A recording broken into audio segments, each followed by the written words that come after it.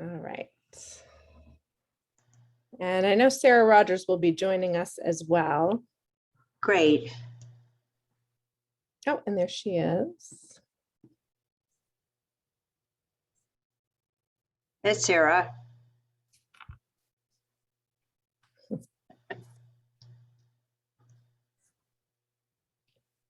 Wow, Hello. timely group. Hello, Lauren. Here we are tiling, all tiled up again. Yes, I think we're going to be tiling for a while. We'll be tiling for a while. Yep, unfortunately. I'm home so I can get stupid cat videos because in my office, I never get a chance to have the cat come across the screen. So I'm just hoping I get cats on my screen. You have rosemary in the background? Is that a rosemary? It's rosemary in case you need some. It's right there. I've got two out on the porch. They've doubled in size since I put them out there. I got them at the Rocklin Farmers Market. There you go.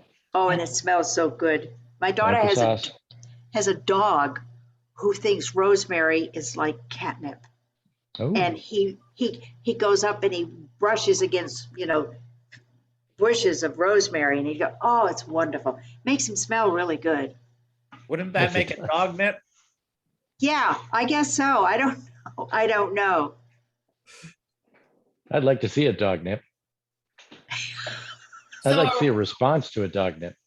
Are we gonna Zoom on Thursday for the meeting? Are we gonna? No, we're planning to be in person. I feel good about our rate. Our Knox County's highly vaccinated, so. Yeah, but it's all the people from the outside that are wandering around Rockland. Have you noticed? Yeah. Yeah, that's a little bit, different. There are a lot of them.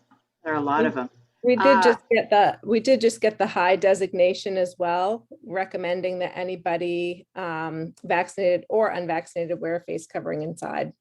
Yes. Oh, so we Doing should. it the whole time. Yeah, the stores and stuff are all posting it now. Everybody this morning when we were out were wearing masks. John, So- go ahead. Okay, I believe we're No, all here. wait, Susan. Wait, Susan. John, go ahead. Real quick along those lines. So right now they have the front walkway at South School in front of the boardroom all torn up because that area is being repaved. Oh, good. And I'm not entirely sure when it will be done. It may be done by the board meeting, but it may not be done. I'm trying to find out. So I guess I'll have to get back with you tomorrow, Lauren, on that one. In terms of, Well, no one can walk through there right now. can we hurdle? I wouldn't recommend it. Be sure to get me doing that on video. Straight to YouTube, Carol. Straight to YouTube. It's a construction Viral.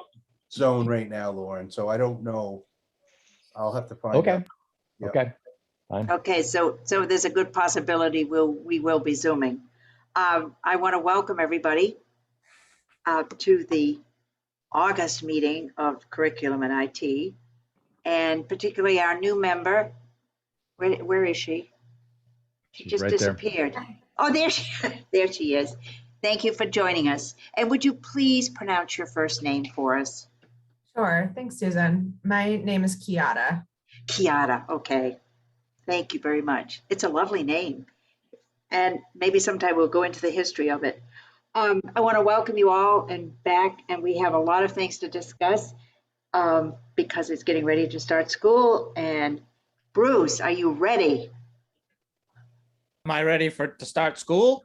Yeah. Yeah. No, why? Well, I meant really all your wonderful supplies and equipment. So yes, we are ready.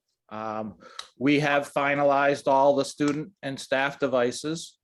We currently still have some staff devices left to swap out before the school year, but we have one more day coming on August 30th for staff members to come and swap their devices.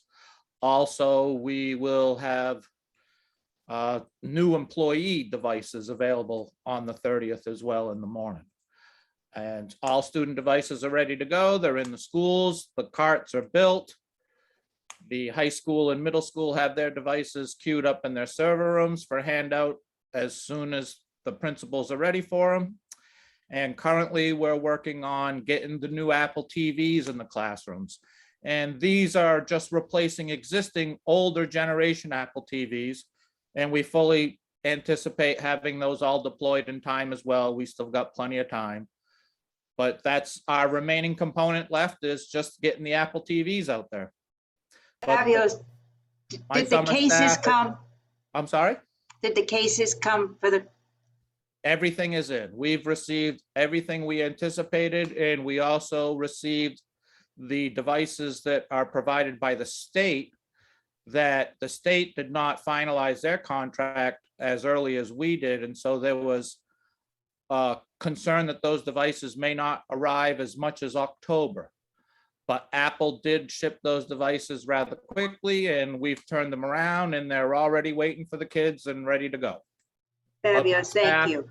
My summer staff has really done a great job this summer. They had a big task ahead of them. They got the entire fleet prepared, and the old fleet, of which we have most of, we're still trying to wrangle in some of the stray devices, but the old fleet that we have is already boxed and prepared for sale as well. So they're really ahead of the curve, and we're certainly prepared for school to open.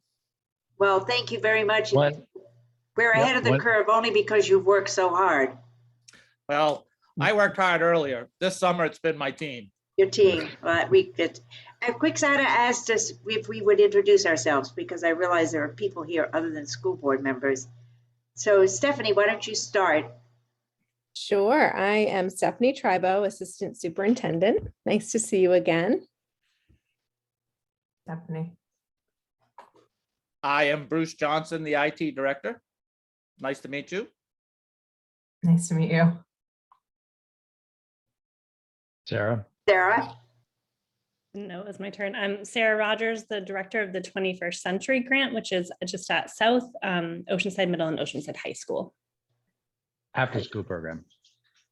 Oh, sorry. 21st Century Grant is an after school and summer program. Hey, John- sorry to interrupt the flow, but just wanted to know Yeah, what sure. those hats were. Yep, I understand. Thank you. Great, yes, I'm sorry I didn't do it earlier. Okay. Bruce, anything else? No. Are you going everything- fishing? Not going fishing today, but we'll try to still squeeze some in before school starts. Finally, the weather's turning nice again, and it's not as humid, so it certainly helps that.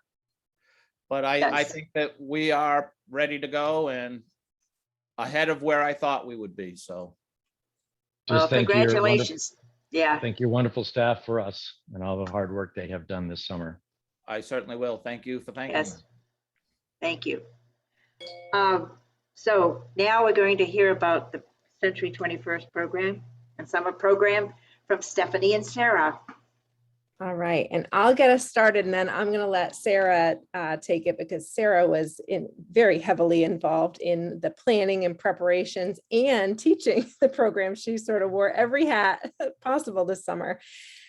So I'll share the link that I shared at the school board meeting, and Sarah, I don't think I had a chance to send this to you yet as well. So just so that you have an opportunity to see this, I did an overview of this at the last board meeting. So this is just the data that includes overall attendance for the different programs.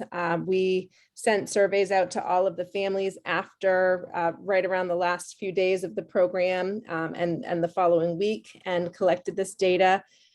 So attendance, engagement levels, enthusiasm, asking students and families why they were interested in the program to begin with. And we asked a lot of follow-up comment-based questions, and I tried to paste in as many comments as I possibly could, and I highlighted and shared a few of those at the board meeting. Overall, I think everybody was very pleased with all of the programming that we offered. There might have been one middle school student that wasn't super happy, and that was it. Everybody else was really enthusiastic, including many of the teachers.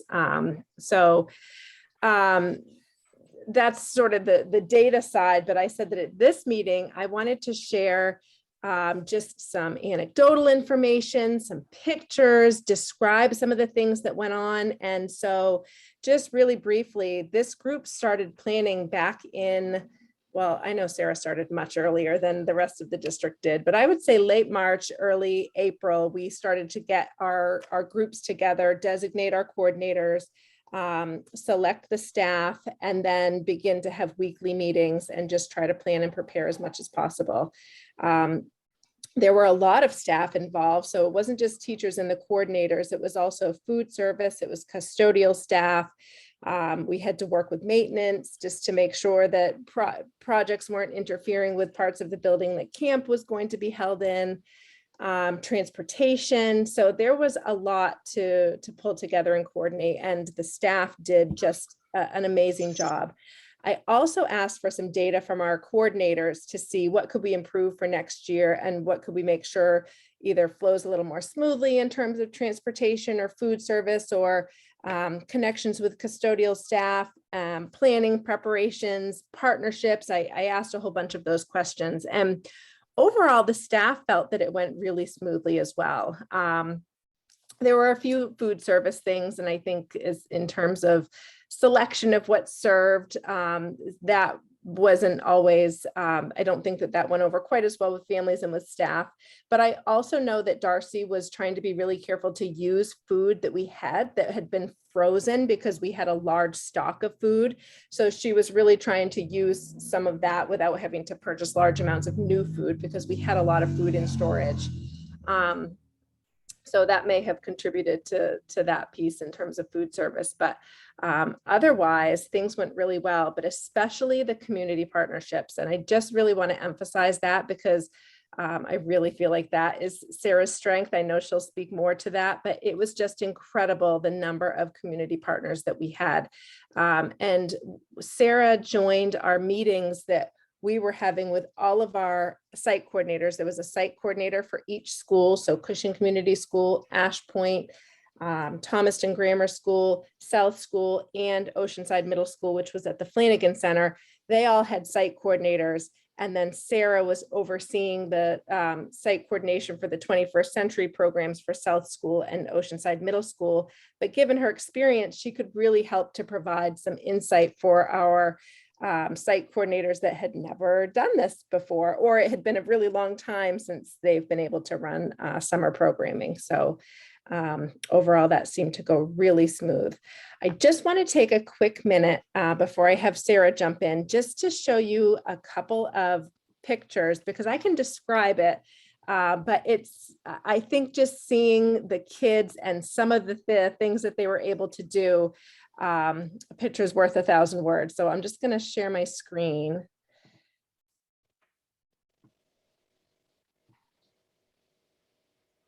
And are you able to see a picture on your screen? Yes. Okay. So this is Ash Point Community School, and across the street from Ash Point Community School is a farm.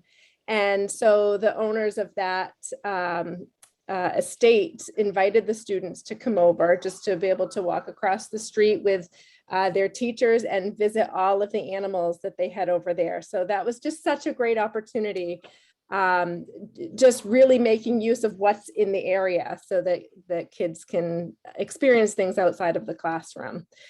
So I'm just going to show you a few pictures. All of these are from Ash Point. I did ask site coordinators to share pictures with me, and I think things just got busy, so I didn't get as many from some of the other sites aside from some of the ones that I took. But Sarah has a bajillion on the Facebook page for after school programming, so she could speak to that as well. So let me just show you a couple more. These are students making catapults out of spoons. So they did a lot of STEM-based projects, and all of the schools tried to incorporate themes where there might be a theme-based week or some theme-based learning, and a lot of the projects would be structured around that theme. Transportation Museum was incredible. They did not charge any of our programs. I think all of our elementary school programs went to the Transportation Museum. They had, I think I have a picture of this coming up. They had a paper airplane shooter. So the kids would make a paper airplane and they feed it through this machine that would shoot out the paper airplane, and they would have contests. They had contests to see how far their Lego built car would go. And I think there's a picture of this coming up as well. That was a flight machine. So they're putting this is the paper airplane machine that they would put their paper airplanes in. Just lots of great hands-on opportunities for the kids. The Transportation Museum also provided all of the students with this clay. My kids came home and showed me how to put a circuit together. So they provided them with this battery pack. They put the two sides of the circuit on the clay, and there's light bulbs, and it completes the circuit, so it lights the light bulbs up. It was really neat. My kids could not wait to show that to me. So there's one with the light bulbs lit up. They're making their Lego cars so that they can race their cars.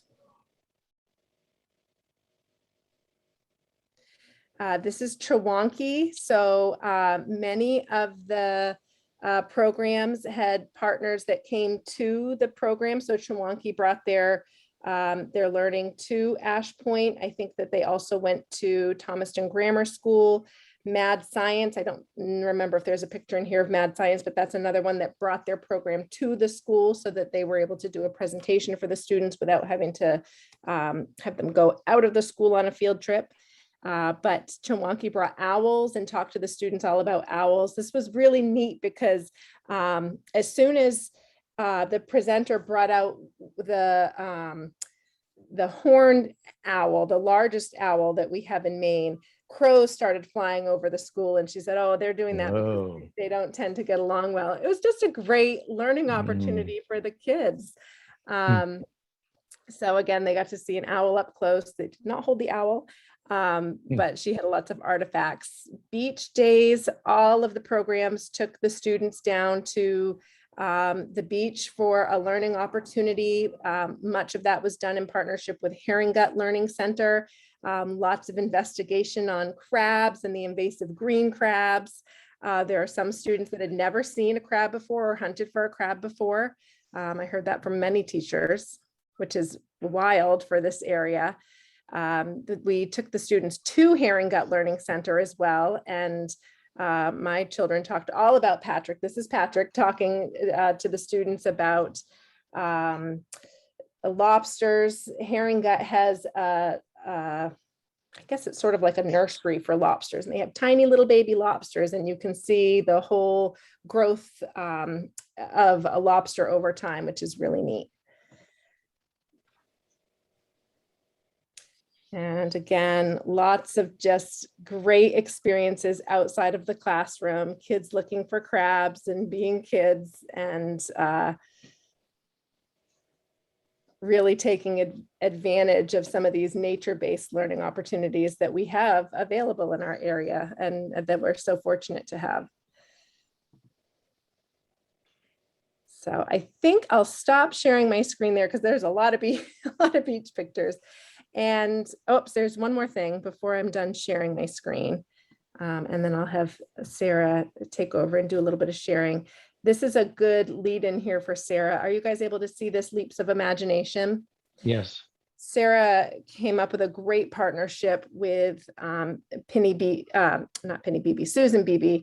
And Susan worked with South School students on a community garden and lots of great nature-based outdoor art. And I'm going to put this in the chat box as well, because I'm not going to read the whole thing to you. There's some beautiful pictures here. And a great article. So I'm going to link that in the chat box, and you can take a look at some of the art that these students worked on. I went to visit the South School program, and I talked to some of the kids, and I said, how are you guys doing? Are you having fun? And I had one boy who came right up to me with his journal and wanted to show me some of the artwork that he had accomplished. He was really proud of that work. You can see they've got these beautiful journals here that they're working on. And investigating parts of insects, parts of plants, So again, another great learning opportunity and a great partnership. I'll stick this in the chat box, and then Sarah, I will give you a chance to take over here. Okay, thanks, Stephanie. Yeah, it's overwhelming to think about how much did happen over the summer. So I will speak to South School and the middle school, and in a way also a high school program that we had. So at South School for the summer camp, like Stephanie said, we were based out of the South School campus. We had 5 groups of 10 students. They were divided by grade for the most part. They did have a weekly, each group would have their weekly time with Susan Beebe, an hour of gardening, and at another time in the week, they'd have their hour of art, just because she's so gifted in both. So for the South School gardens, it was kind of a big year. They moved the gardens across the field where they were, in hopes of really having an outdoor classroom garden based. Miss Mitchell's leading that project at South School curriculum wise. So I don't know if you're familiar with South School's plans, but sounds like outdoor classroom is like a big deal. And so we kind of had the privilege of helping move the gardens and also building, like making the classroom foundation basically. And it's beautiful. If you are driving by, please stop. I was over there today looking at it. They also planted some trees, some oak trees, with a local arborist who donated both the trees he grew himself and his time to replace some oaks that have been cut down. So Susan's report back was really that the children became naturalists. Even when the lawns were getting mowed, sometimes during camp time, the students would say, well, what about the grasshoppers in the grass? Or what about our pollinators we just worked with? So just to reiterate that actually having that amount of time weekly, engaging in an experience is making them think beyond like just even their original experience. So that was really lovely to see. Susan Beebe also in that amount of weekly time with a group really picked out some students who just show a lot of interest, and I don't want to say talent. I'm not one of those people who thinks every student is gifted and talented, but yes. But just a special anecdote, we had a student in our South School program who's been through a pretty intense year at home and is in a foster care situation. For this child, she was just very engaged in her art and had the attention span to do amazing art beyond her year level and skill. So these mentorships are also important, but really connecting them to what their passion and love is that you can see even as early as, age 5. So that was really great. And I do recommend reading the blog, Leaps of Imagination.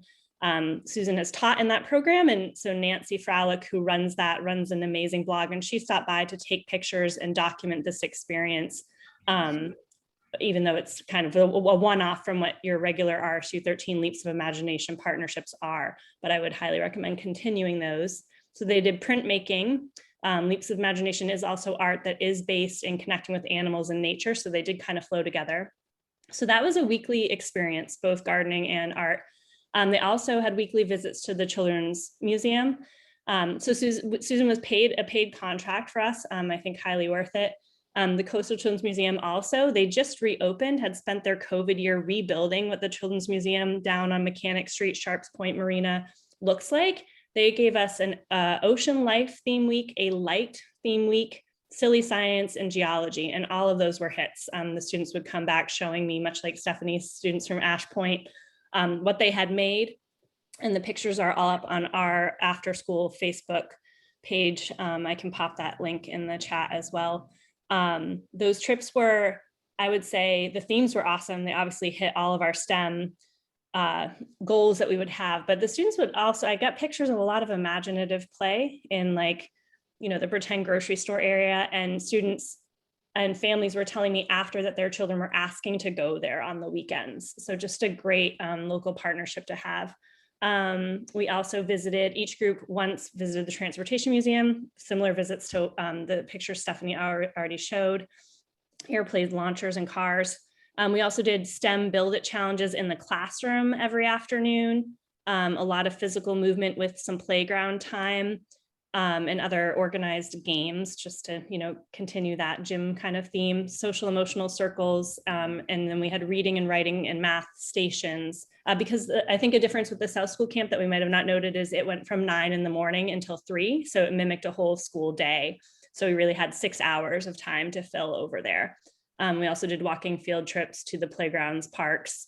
and the local South End beach, which I echo Stephanie. It's amazing to see how many students could live in a neighborhood right next to South End Beach, but not ever pick up a crab or see a jellyfish. And we certainly did that this summer. The high school program I talk a bit about is that we have a hard time getting high school students to engage in summer programs, as you can imagine. I remember taking like a week-long photography intensive in high school, 21st century program, and we don't really do that. If a student is doing a summer program with us, they still need to have such a well-rounded experience in our grant. So the best way to do that this year was actually inviting our high school students to come work as counselors in training with our littles. And this is always a beautiful program when it works out. We're thrilled to do it. We had 7 students who committed at least 3 hours a couple times a week. Some students were there for the whole 9 to 3 every day of camp. Even if they just signed up to 12, they would say, can I stay until 3 today? So these high school students, varying, levels of experience working with children. I vetted and had an interview process for each of them ahead of time. We did allow students in that just were interested, thought that they might go into education, but had only maybe babysat their own cousins. So I think it was a great experience at the end. A lot of them were still thinking about going into teaching, maybe had thought they would work with an older age. One high school student told me, but she's now thinking she would work in elementary. So it was just a great program to be able to have them do that. And they earned some community service hours for that, but they were just really good mentors. Sometimes the students, if they were shy in a corner, not engaging in activity, a high school student would really help with that. So that was kind of a side program that we ran. And then the middle school, the third site that we were running was I've been wanting to get our middle school students into downtown Rocklin for a couple of years now, especially the landing place opening and being in partnership with Joseph Huffnagel. They really see a lot of youth come through their door in that like 11 to 13, 14 age. And I thought, how can we help more and work more closely with them? Also, so many of our partners that want to work with us, like the CMCA or the Strand Theater, are downtown. So I would say the biggest accomplishment is that we moved summer camp to be based right in Rockland and called it a summer experience camp, where it was all based around our middle school students experiencing their downtown and their downtown experiencing them in a positive way. So everyone would meet at the Flanagan Center, which also had interesting timing because the city hadn't quite yet found their director. So they just gave us keys to the building and said, go ahead. So thank you, Tom, for that. And then about halfway through, Donald was hired. So then we got to work closely with Donald, and Ryan and I just met with Donald today, and he would love to have the program there again for the fall. So we'll be talking about that when we meet with middle school principal. So being based out of the Flanagan allowed us weekly to visit the CMCA. It allowed, so we had 4 groups of 10 at the Flanagan, sorry. So we had 40 students daily in their little pods of 10 each. So 4 of those. And they obviously needed a different location to go to each day as they dispersed. So one group would go to the CMCA. So they had a weekly visit there. The apprentice shop was a weekly visit. The CMCA, they did art. I don't know if that's obvious. Hands-on art and a tour of the museum. So the art lessons were tied in with the Center for Art and the show that was happening there for the month. The apprentice shop was sailing, rowing, and they built a dinghy that they repaired, but they built the oar locks, they built the cleats, sanded, used the lathe, installed those on the boat. And then each group was able to have an official boat launch at the apprentice shop, or they named the boat, and every student took a turn rowing it around the harbor. So it was really amazing to have students would come back to circle time and say, what was your favorite part about camp? And many students would say, I went home and I told my mom I went sailing today, and no one in my family has ever been sailing. I'm the first person in my family to get out on the water. So that was pretty groundbreaking for us because it's right here. There's no reason our students should not experience their waterfront. So that was lovely. They went to the landing place each week. So we really were able to work out that partnership. Our students coming to the backyard for smoothies and art activities, building a skateboard ramp, playing, tossing a football, working with Joseph, working their gardens, and intermingling with kids who might not do our programs, but are doing landing place. That was really great.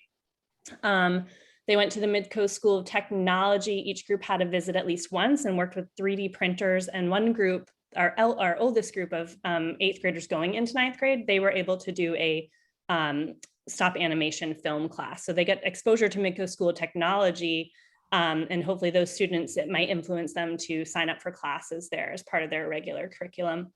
Alexis worked with us from the Arts in Action program. She does the murals downtown, so we had a little bit of time with that. They all visited the Farnsworth and had a tour at least once. We went to Mary Spring Gardens and had a tour at least once. So the students are really enthusiastic at that age about owls and just the different animals and the edible plants that we got an education on. So that was wonderful. They went to the Strand for a historical tour once and got to see behind the scenes the projector and hear the history of the Strand. And then they engaged in local businesses. One group might have a tour. So we visited Curator, Up and Smoke Barbecue, In Good Company. Mel was able to give us a cooking lesson, the Loyal Biscuit, the Rocklin Historical Society, Pope Memorial, Scrap Dogs, Fiore, WRFR Radio. And we also worked a little bit with Rocklin Main Street, just walking and creating our own scavenger hunts along the walking tour that Rocklin Main Street has been developing. We also had a great collaboration. Each group was able to do a walk guided by a birder from Coastal Island Land Trust. And that was a great partnership. So it was a busy summer. All the pictures are up on the Facebook page. I recommend looking at that along with reading the Leaps of Imagination blog. The partnerships that are carrying through into the fall that I think just got such a major boost of what's possible really are, again, that Flanagan Center experience.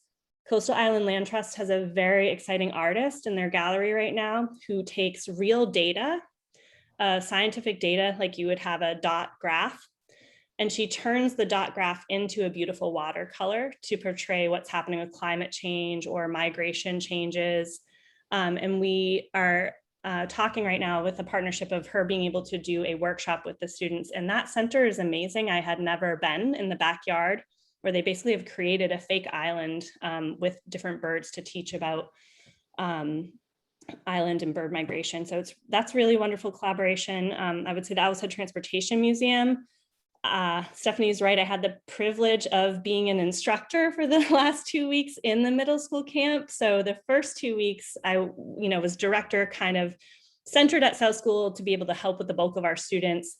Amanda Gardner really ran the South School program as the coordinator of the South School after school program. She was also that site's camp counselor, head counselor, coordinator, and then Ryan Jackson was at the Flanagan. But we had a staff change 2 weeks in, and they really needed someone to fill in for the last 2 weeks. So I had the privilege of walking around and I would start my day at 8:30 at South School, then leave at 10:30 to go over to the Flanagan and work as, backpack, water bottle with the kids. And what I learned is that our middle school, at least in my group, our middle school boys were fascinated by cars, the cars that were coming through town. They would be like, that's a Tesla, that's a Ferrari. So when we looped back to the Transportation Museum, we're going to design a whole, I think, after school program based on like Crazy About Cars for the middle school group. And Rob, who Stephanie noted, that was a partnership that was completely free to us. He and Ryan are just going to launch a great program where I think we're going to have like a different car owner come and bring their club car and talk to the kids about that. So that's some great engineering and STEM that we didn't know we would get out of this summer program. And Mary Spring, and also a partnership there. And then we've always had partnerships with the CMCA, Leaps of Imagination, the Farnsworth and the Strand, but they just got a big boost this year, and it was really nice to see. I think that's pretty much it. I threw a lot of information at you. To note, I think Stephanie brought up a good point. Some of these experiences we had to pay for, and I think they were very much worth it. And it's just always nice to note that Coastal Island Land Trust gave us the bird tours for free on a weekly basis. Mary Spring also free from their education department. The tours we got, the Transportation Museum, all of that programming for free. The Strand gave us, and businesses welcomed us with open arms. The Farnsworth tours are free. So CMCA will just be paying for some materials used, but not me as teaching time. So we really got a lot of bang for our buck, or just a lot out of the local area in these partnerships. So yes. Let me know if you have questions though. I want to say a huge thank you to you, Sarah, because you've just been incredible and really part of the work. I just started engaging in an educational leadership experience, which is all about fostering these community partnerships. And Sarah has done such immense work in getting this started that really my role is working on sustainability and expansion. How do we continue this? And this also goes into our pathways goal. But before we take questions, I just want to remind you what our goal was for the summer programming, because I feel like we totally knocked it out of the park. But this was the goal that was drafted. To provide students with a safe and enriching learning environment where they can take advantage of engaging in hands-on learning opportunities and real-life learning experiences in order to prevent summer slide and continue to build meaningful relationships with their peers and caring adults within their school. Skills to be elevated include skills outlined in the guiding principles that are noted in the following 4 C's: communication and collaboration, creativity and problem solving, citizenship and community building, and critical thinking. So I will open it to questions if any of you have any follow-up questions to summer programming. Carol? Yeah, I'm wondering if there's any thinking around developing some experiences with financial literacy, such as, trips to banks, kids having knowledge of how to write a check, how to balance a checking account, using maybe Monopoly money or something. And because that seems to be a problem in society. And I think this kind of a hands-on experience, maybe our banks would help us. And that would encourage kids to be more financially responsible. I know there are some instruments that you can get for your own kids, and Carol, yeah. I don't know how to say it any differently, but unfortunately, they need to learn how to use Venmo, not checks. I mean, it's a different world. It's just a different world financially, and we got to meet them where they're at. And they're on their phones and their Venmo and whatever else is going to happen in the next 2 years. They still have to learn how to balance their money. Yes, and how to invest, and what the stock market is like, and just what it's like to have a bank account somewhere. So if it's not, I still use some checks so that my kids and my grandkids. I know. So I think it's the whole picture. What are the instruments out there available in society for managing money?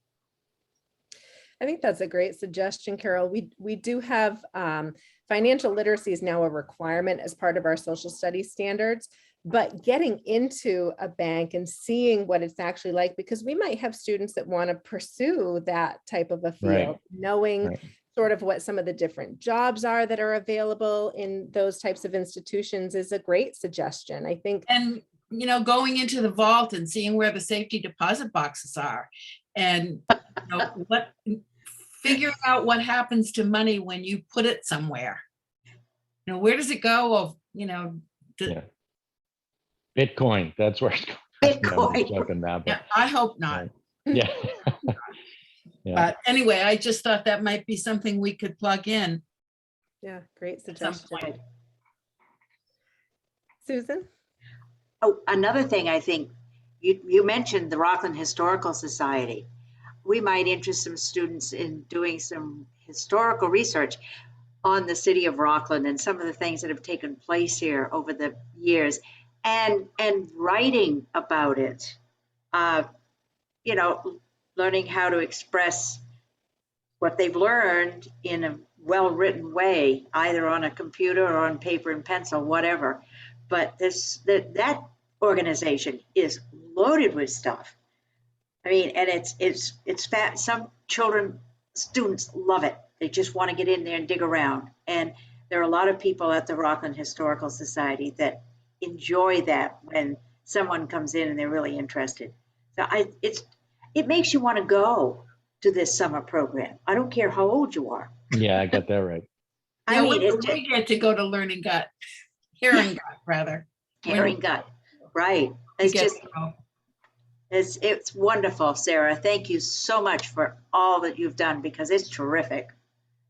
Oh, thank you, Susan. You're welcome. I'm so glad you said that about the Historical Society because, I mean, these meetings are happening. We ended camp and now we're immediately calling our partners again to say, what do you want to do for fall? So I'd forgotten. Luckily, it was Carolyn Bobola's group. She was an instructor for the summer since I had her high school students at South School as the CIT program. She was able to work particularly with the group of 8th graders who were becoming 9th graders, which was just strategic on our part, because if they get to know her as a mentor, then they're more likely to look for her in the halls for after school programs and sign up. But beyond that, it was lucky that it was her group that got the spot with the Historical Society because she really developed a relationship with them. And the students at the high school are going to do in the fall, October through December session, so 12 weeks of a weekly working with the Historical Society to record the oral histories of Rocklin and also go through, there's a falling apart telephone book of sorts that used to just hold every information about households in Rockland, not only what Lauren Andrews' number is, but how many kids he has in his family and where he and his wife work, if they have animals. So it just is these detailed and it's disintegrating. And so it really needs to be entered into a digital database, but will also give our students an idea of really what was it like to live during those times. So that is a partnership that's happening. And I'm glad you brought it up because there's so many. I forgot that that will be a weekly experience for our high school students after school in the fall. Wow, terrific. Stephanie and Sarah, I just wanted to say how impressive the summer program is. It looks just like you've really been creative and thought about it from different angles. So happy that our children have these opportunities. I guess I was just curious, as long as we're brainstorming, other partnerships, did you do any thinking around like health and wellness partnerships with like dentists and hospitals and places like that? Healthy foods. I just was curious if that had come up. Yeah, we stayed away from hospitals and medical providers for the most part right now, but Sure. we did reach out to a partner. I mean, we at 21st Century have always been partnered with 5210, or they're just called Let's Go now, which is, healthy bodies, healthy mate. It's been called many things, but it's basically how to be a healthy citizen for your own physical and mental health. And she did line us up with one, I forgot, and that one more place we went. Some of these were like thrown in like as I was, it was like finally someone would get back to us and be like, my business can do something this one week. So we did have a yoga and mindfulness session with the hot yoga studio that's below Curator. Let's Go seems to change their local person a lot, but we keep reaching out and asking what connections they can give us to local health providers. Really lately have been working the like mindfulness and whole body health angle for our students. And then on that, we have a whole nutrition side as well that we do with healthy main partnerships with the Cooking Matters program. But I think, it would be, dentist would be a great one. I haven't thought about that or reached out too much before. And that's a great idea. Yeah, I was just thinking of, some of the issues that you might see students and families facing around like taking care of themselves, eating healthy, taking care of their physical health, mental health. You might be able to build in some fun opportunities for them to like actually like learn some skills and strategies around how to do that. And like even just connect to some potential people who could help them out in the community. So, and I would imagine that a lot of people would do that absolutely for free. So just a thought. Yeah, Sarah, you might reach out to Glen Cove Dental. They do every year, they do a program to get kids' teeth checked and cleaned and stuff like that.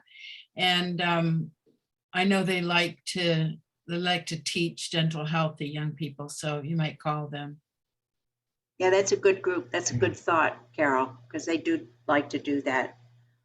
Just to jump in on the relationships proficiency pathways mission we have is that, you're building relationships like adults are like kids are like, wow, those adults really care about me and they want me to come in and learn about this stuff. That's really cool. I feel pretty special. Proficiencies or skills that they never would have had otherwise, and think about it. And Pathways is, oh, I'd like to be a dentist or something in the dentistry. So it always works together, right? Yeah, it does. One question, it's a big question. Our school board job on the team is 30,000 feet, right? So what do you all think some of the major themes you've learned from this?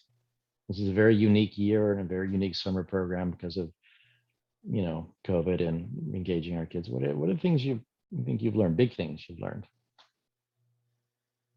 Lauren, Includes you, John. are you asking us or the school board or everybody? You and John and Sarah.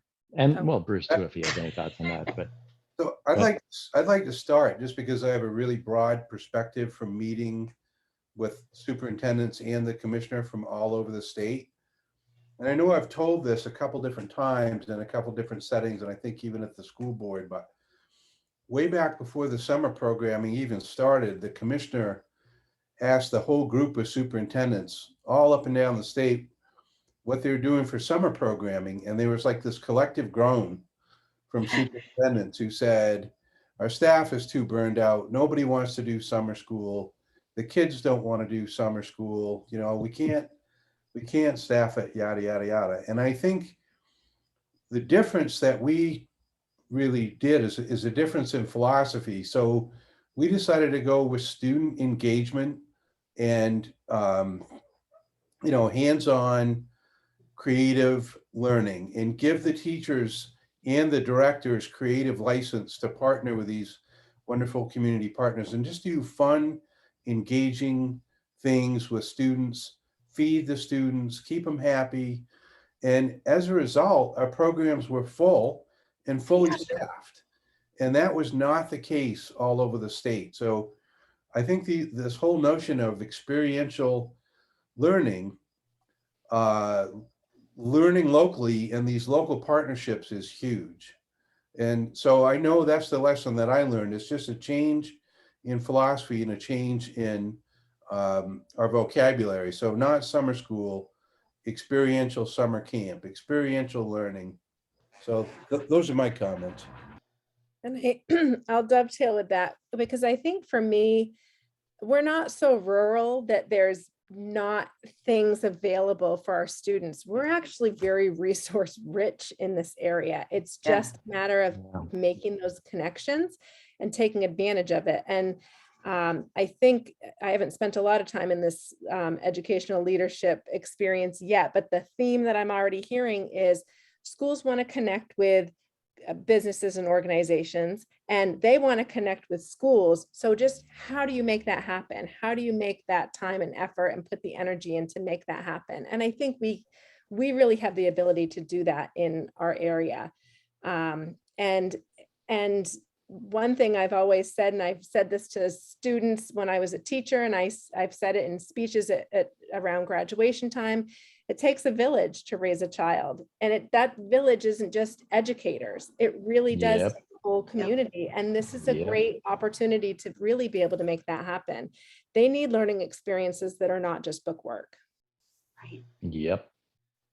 Another 100%. thing that we have also are some wonderful businesses around the area that older students, Fisher Engineering, all the boat builders, there's so much going on that could lead them to different careers than they might have thought about otherwise. Right. But as a lot of that too, but for older students, but it certainly would be something worth looking into.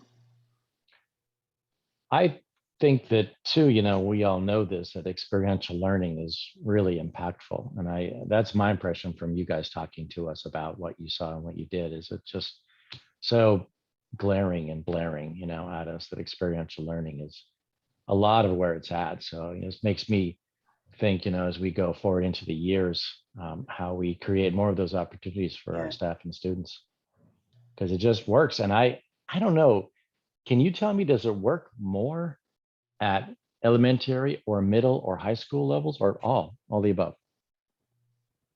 I would say all the above. And the thing that stuck out most for me is that our students are actually curious learners. And so I had the privilege of seeing it at the elementary school, which is where I'm usually most days of the year anyway, just because we always need extra support at that site. But also, again, walking with a group of middle school, 11-year-olds around town, they like could not stop talking to me about what they were interested in, or you could just see these experiences sink in. And I had not given up, but I don't know if I would describe walking downtown, that student's a curious learner, that student is, my psychology of youth head says I have to say that and keep my heart open to that, but it doesn't always appear that way. And that was sparked again inside of me this summer. So that is really what stuck out. And we did have, firsthand testimonials of parents saying it really was a struggle to get my student to school this year. And that's not a diss on the school district at all. I think there were just so many unknowns, being masked, tension at home, whatever it was that we provided in this. Maybe it was just like John said, the attitude of how we approached it.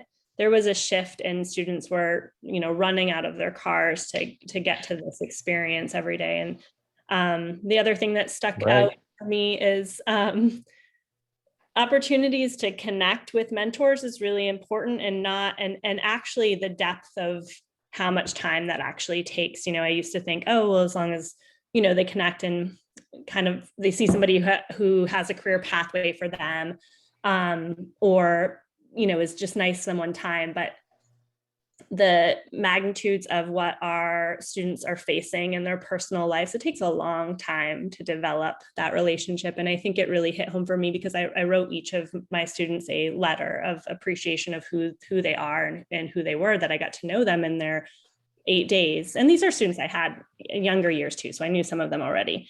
But just to get that letter like in their hands, like they may have missed the last day of camp because their family was going through a trauma situation, or I emailed it and had a hard copy to drop off. So just the amount of consistency, time, and effort it takes. And I think, not just because this is the work that I do for the district, but not all of that can always be done in the school day. And both, this board and Stephanie and John certainly have always been promoters of, if we need to be here all hours of the day, let's find a way to do it. Hopefully we don't have to go to that realm necessarily, but I think the district is doing an amazing thing to put a director of all after school programs and summer camps in place, because it takes a lot of coordination. We're talking about these experimental learning things, but our above and beyond teachers are trying to accomplish so much in their classroom.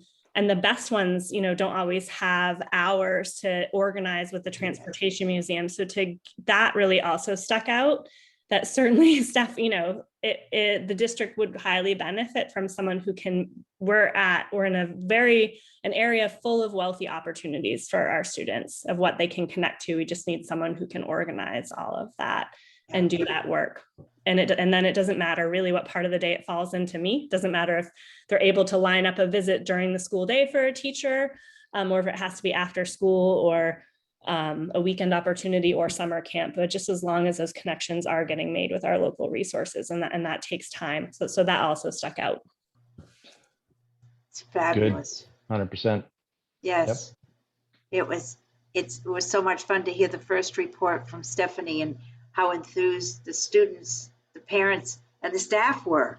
I mean, that's fabulous. So hopefully this will continue and grow better each year.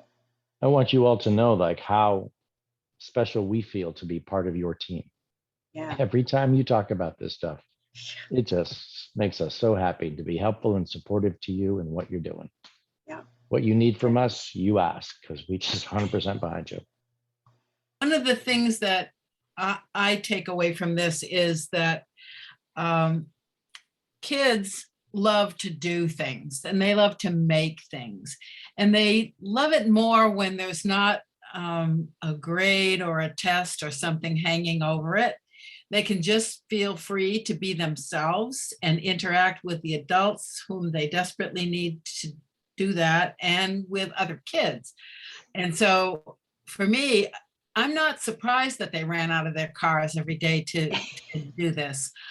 I would have done it too. I wish that we had had something like that. We were on our own all summer, always. And while it was fun, we had to make our own fun. And this is great because it's like a delicious meal being served up every day for these kids. They get to do things, and then they get to go home and brag about how well they did them and how much fun it was. And that builds a better relationship with our parents, which is critical too. So I see it as like making this big giant social spider web and everybody jumping in like it's a trampoline. I think it's wonderful. And you guys are to be congratulated for how well this happened. And it was the right time for it because of all we have gone through, and especially all our kids and families have gone through. So bravo, bravo, all the way around. Just, I agree.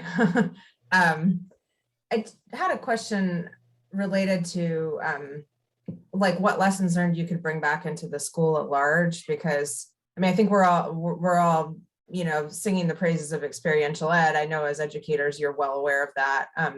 But at the same time, not every student can do after school programs or summer programs for various reasons, right? From, you know, some parents not being able to support that, to work schedules, to, you know, taking care of younger siblings. So I'm just trying to think of like, are there certain things that you learned or like experiences that you want to make sure every child has in the classroom? And like, is there something that you learned about how to, you know, better support teachers and staff in the schools and doing more experiential education, you know, also being mindful that I know that the curriculum is probably already chock full and that there's not necessarily time to do a ton of these things. Well, I can speak to that a little bit. We have our I can statements, and I'd love to sit down with you at some point and talk with you more about that. We've done a lot of work. I've done a lot of work with the board, sharing what that whole process has been. So our teachers have a lot of freedom and flexibility within those I can statements. Those are consistent across the district so that we all know that that's sort of the bar that we want students to reach, but the way that teachers approach their lessons and instruction toward those, there is a lot of flexibility. I say that with a little caveat because we have a new math program that we're going to be implementing this fall, and there's not a lot of freedom and flexibility in that because we really want to make sure that we're instructing math consistently and that all of the new practices on how to best instruct math are really being followed. So that's sort of how we approach our goals for the district as well, that there's a level of autonomy, but then there's also these threads that hold us together. And I think for the summer program, there was probably more autonomy than what we usually can provide within the classroom because there are no required assessments like we do have to have in the regular classroom, the required assessments, the state assessments, the district level assessments. But there were also those common threads that we know that we want to be working on these skills of the 4 C's. Like you've got to make sure that you've got some STEM opportunities for students that offer critical thinking, and make sure that you're pulling in the creativity and problem solving. Think about art and make sure that they're tying into a theme. So again, there was really that level of autonomy and the threads that hold us together, but maybe a little bit loosey-gooseier than it is in during the actual school year. Yeah, Hihata, you should definitely talk to Stephanie about the Yeah. I can stuff. That's just awesome and great for you to understand from a fundamental level. It's amazing. We are almost at the end of the hour. Our next meeting will be September 20th. So we look forward to that, and we can set, if any of you have things that you would like to hear about, please let Stephanie know.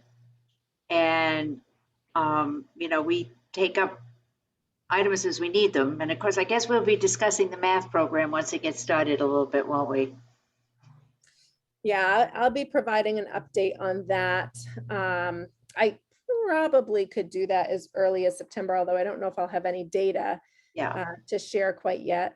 The other thing that I'm hoping to pull together after October is our NUIA window. NUIA was our district assessment for math and literacy. And now the state has taken that piece on, which is nice because we don't have to pay for it. And we wanted to use that data anyways. And it gives us one less state assessment to have to do. But one of the things I'm going to do with that data this year is I'm going to take all of our rosters and lists from summer programming and just see if we prevented summer slide in any of our students. Even though we weren't remediating specifically with reading and math, there was a lot of reading and math integrated into what we were providing. So it will be interesting to see if there's any conclusions to be drawn from that data. Thank you. John, And do you have any Sarah, just one more comments? thing. Sorry, Susan. Right. Sarah, I just want to make sure that you thank your wonderful staff from all of us for doing such an awesome job all the time and this summer. Yeah, that's I will, summer. thank you. Yes. My final comment is, as always, I'm so proud of our team, and it's just so gratifying for me to see these kinds of things come to fruition. You know my heart, and I think it's just wonderful what's happening. So I'm thrilled. We're going to work even harder, make it even better. If it's possible, work harder. Yeah. Right. Not Right. sure, but The only thing, keep it going. the only thing we can do, Lauren, we work harder. We keep working Yeah. harder. Yes, That's right. great. Well, thank you very much, all of you, and I look forward to seeing you in September. And I hope the opening of school goes smoothly and things keep going on a good, solid track. So thank you, and Stephanie, thank you very much. Nice to see you all. Thank Yep. you. Good to see you all. Later. Bye. Bye-bye. Bye.